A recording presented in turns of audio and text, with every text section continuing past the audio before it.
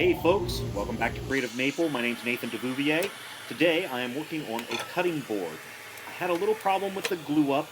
As you can see, there are two pieces that weren't jointed correctly. So we're going to use a 25 tooth ripping blade from CMT, and it's going to cut right down the middle, cut out that little mistake, and then glue these two halves back together, and no one will be the wiser. Now this jig is something I made to help make the juice grooves in each of these cutting boards, and it's going to work out really well to help me align this cutting board up for the glue up so that the juice grooves match up perfectly, and you won't even be able to tell that this has been fixed. All that's going to be missing is just the kerf of the blade.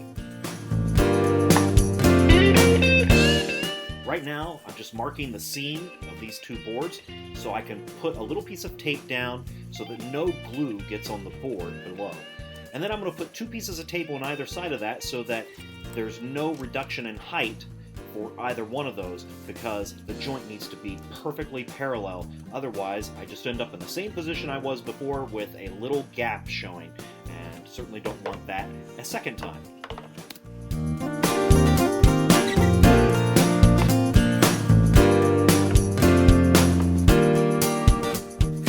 After the two halves are glued back together, I take 3 clamps and I place them on there nice and snug.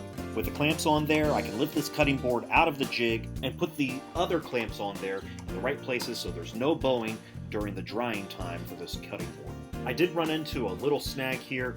The two pieces didn't stay aligned when I lifted them out of the cutting board jig. I ended up having to realign them by hand anyway, and that's okay because I started to notice a little bit of bowing in the cutting board as it was being clamped anyway. Sometimes your best laid plans just don't work out. With the clamps in place, now all we have to do is wait for it to dry. Now, I guess we gotta find something else to do while it dries. You know what? I always like going back to my wood pile to see what I've got.